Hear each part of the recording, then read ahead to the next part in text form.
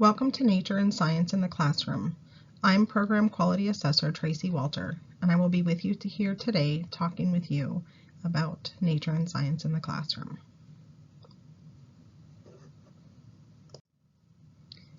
Throughout the webinar, we would like you to reflect on your classroom environment and show how it relates to nature and science and fostering science inquiry in children. During today's webinar, we will help you understand the goal of science learning. We will help you understand why science is important in early learning classrooms. We will discuss what is needed for children to explore, discover, and experiment. We will look at how we do this in the classroom. And then we will briefly discuss what to do about children who may be tactile sensitive. Why is early science learning important? Karen Worth at the Science for Center Education Development Center explained her findings as to why science in the early learning classroom is important, and these are the main points that she found. Science helps children explore, discover, question, and learn about the world around them. During her research, Karen found that the number of children and the hours that they spend in the early learning environments are increasing. Media has become a commonplace in the lives of very young children. More parents are working, there are more single-parent homes, and family life schedules are much different than we may have known traditionally. She found the experiences that provide direct opportunity to experiment, explore, and have experiences with a variety of objects are less likely to occur in the home. Because of this, experiences with the natural world are incredibly important for the children to experience in the early learning settings. Children need opportunity and environments that allow them to build, investigate, and problem solve. These are the foundations for the understanding of basic science concepts. The children's curiosity about the natural world is a powerful catalyst for their work and play. With the appropriate guidance, the natural curiosity that children have and the need to make sense of the world becomes a foundation for the use of inquiry skills to explore. Science can help children use and develop their important skills listed here, like working with one another, their large and small motor control, their language development, and early mathematical understanding as well. The goal of science is to understand the natural world through a process known as scientific inquiry. Through scientific inquiry, the knowledge that we learn helps us explain the world around us, helps us make predictions, helps solve problems, and guide technological development to serve our needs and interests. As early learning educators, we play a large part in the children's scientific inquiry at a very young age. You may think that technological development is far off from where our children in the early learning classrooms are. However, as early educators, we lay the foundation for those bigger things to happen later in life through science. Think about what children at this age can learn when learning if objects are magnetic or non-magnetic, if things can float or sink. Simple cause and effect is not being afraid to explore and experiment. And also take those risks of making a prediction or a hypothesis and finding out if they're right or wrong. There's so much to learn and teach children about being wrong or even being right, and how it is all part of that process of science. What is needed? There are certain things needed to help foster scientific inquiry in the classroom.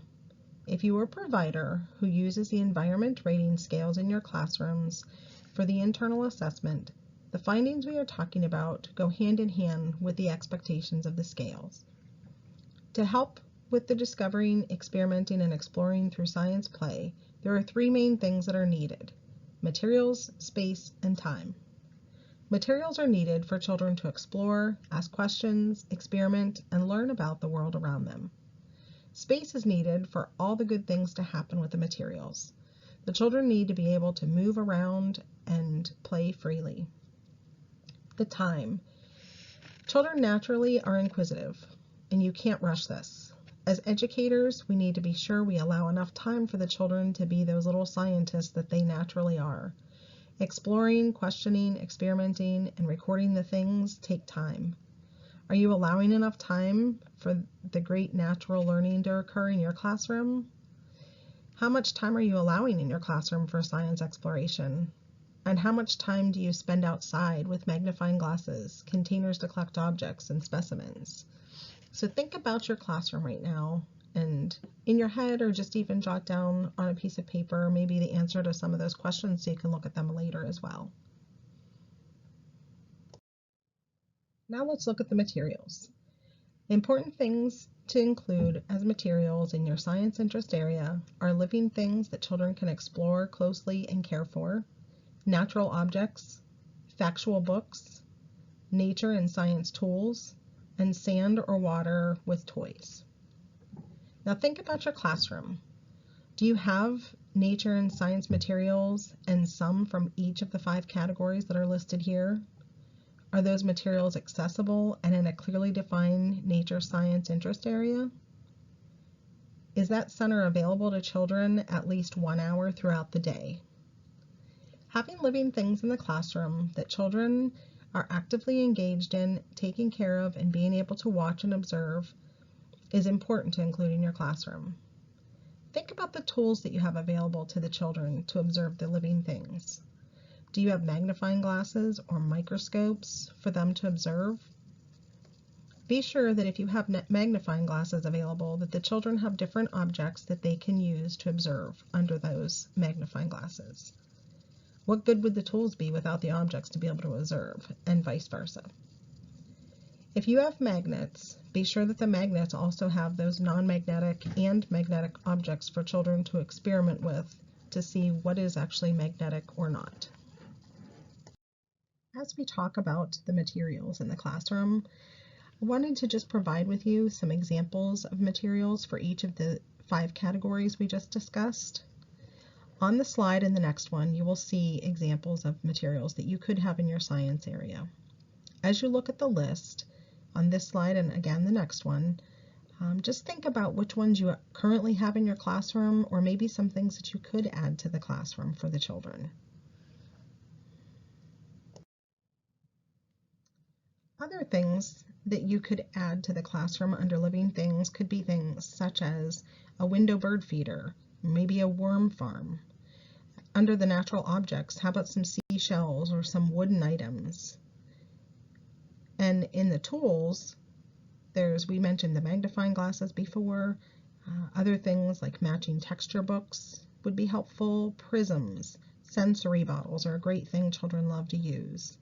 The smelling cans and different things within them. Children love those type of things as well.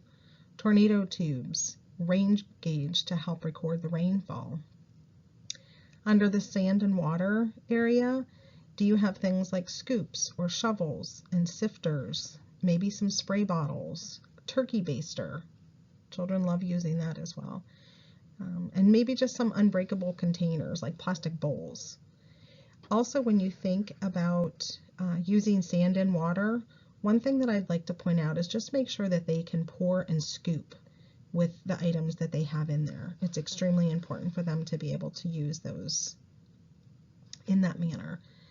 Check the books in your classrooms. The books need to have the realistic pictures. Maybe think about that, and if you see a lot of those with cartoon, you want to maybe change those out for some realistic pictures for the children. If you have microscopes, again, be sure that they have like the slides in there, and again the magnets. We talked about those as well. Make sure that they have those magnetic and non-magnetic items to accompany the tools that they have to use. Now we're going to talk about space. I'd like you to think about the space that's used in your classroom for the nature and science interest area. Do you have ample space for the children to really explore, discover, experiment, and move around? Or do you have just a little tiny shelf or a bin that's accessible to the children with some mixed toys? Really think about that. Space is so important for the children to be able to move around. If there is more than one child in the area, you really want to be sure that they have their own space that's needed, or enough space to explore on their own if they choose to do so. Or if the children want to work together, they want to make sure that they have enough for maybe some small groups to work together, and maybe some children who want to work on their own, there is ample space for them to do that. If you have a too crowded space, children can become frustrated. Then they may not want to use that space, or it would interfere with their exploration and experimenting that they would like to do.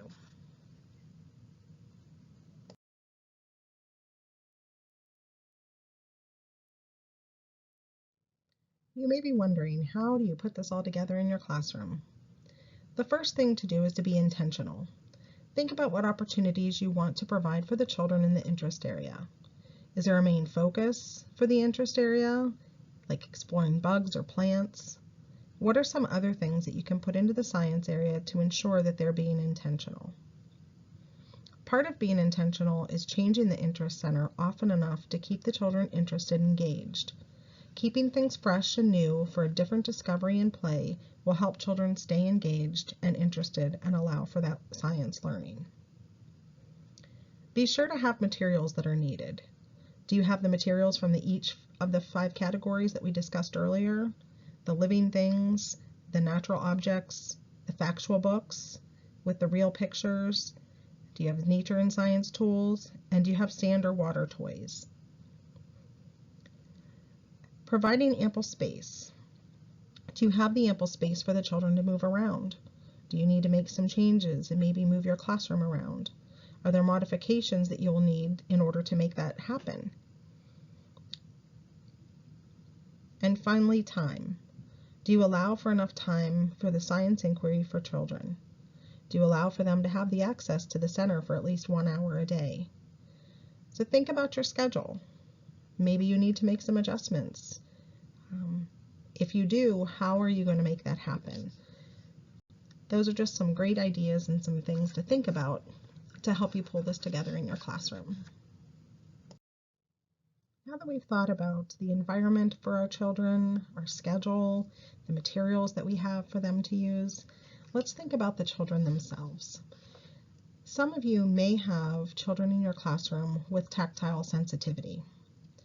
I'd like to look at some information regarding children with tactile sensitivity in science and nature. And again, you may or may not have children in your classroom who have tactile sensitivity. You may be asking yourself how you handle those situations if you do.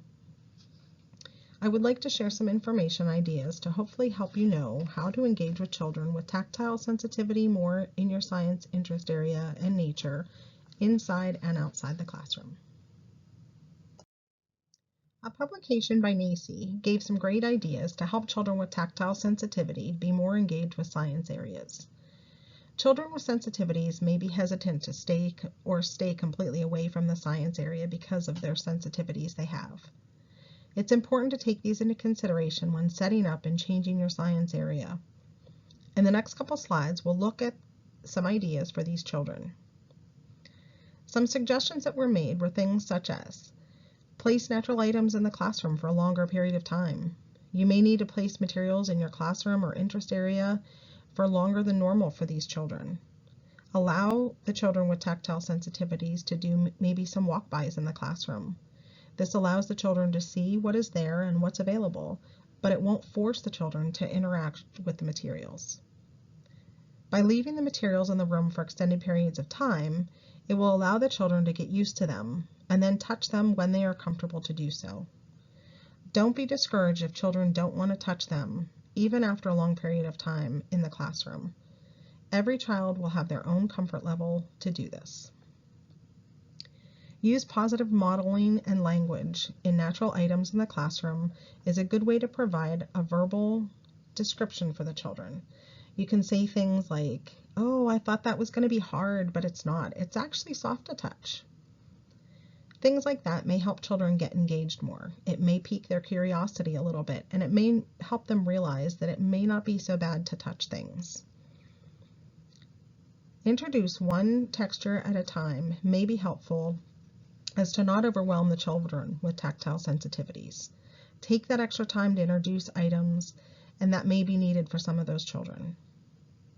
Offer familiar objects that children see and experience in their own neighborhoods and environments first. Familiar objects are less intimidating to the children. So if you want to introduce something that they may not be familiar with, you may want to start with those familiar items first and then just slowly introduce the non-familiar items to them. and that may help with that transition of new items for them. Providing gloves, mittens, spoons, and tongs, maybe some other items that you could think of in that area of natural objects for the children with the tactile sensitivities, can provide an alternative way for them to touch items. The children may be more willing to interact with the items if those things are provided. If they don't have to physically touch it with their skin with the gloves, that may be a nice way to get them engaged. Assigning children to work in pairs with assigned roles is a great way to engage children who are more sensitive. One child maybe could be the toucher who isn't so sensitive, and the child who is more sensitive could maybe be the talker or the recorder in the group. Encouraging children to bring their own nature items into the classroom would also allow the children who are more sensitive to be engaged, also be able to be more willing to touch and interact in things, and they would be more comfortable doing so if they brought them in. Allow children to use their other senses to experience the objects. Maybe draw their attention to the sun using the magnifying glasses or prisms or kaleidoscopes. Or maybe they could just look at the clouds in the sky that day or listen to the birds and the leaves. Invite children to observe and draw items that they see in the natural object area. This could go with the buddy system as well, but inviting children to observe and draw items from the Science Center may be an alternative to the touching and the interacting with the objects they may not want to do. Also, I would suggest to have an open door policy for family and volunteers. Provide communication books maybe to help the families get involved at home. Maybe they would have other suggestions or be more willing to also bring things into the classroom for children to experience as well. As we wrap up the webinar, I'd just like to share a few resources with you that could be available to help provide more information on this topic for exploring nature and science in the classroom. One thing I'd like to point out, if you currently use the environment rating scales in your classroom, but you may be looking for something in addition to using as a tool for assessment, we do have the program observation instrument of the ROSI. If you're not familiar with it, I would encourage you to talk to your quality coach, who could also get in contact with one of us in the PQA team, and we'd be happy to provide more information for you around that POI. Another great resource that we have for you is the PQA Let's Talk Quality blog. A new article is posted every Wednesday, and then just in November we started posting a blog article the day before the webinar that we're offering every month. It ties into the topic that you'll see for the month. So prior to the Nature and Science in the Classroom webinar, there was an article that was posted, so be sure to check that out. The website is there. It's www.letstalkqualitypa.com. The PQA team has also recently added a spotlight event as well. It will occur it'll record 2 weeks after every webinar that we offer. This opportunity is for you to continue the conversation about the month's topic, or to ask the assessment team any questions that you may have around the topic. So the Nature and Science in the Classroom Spotlight will be held on December 21st.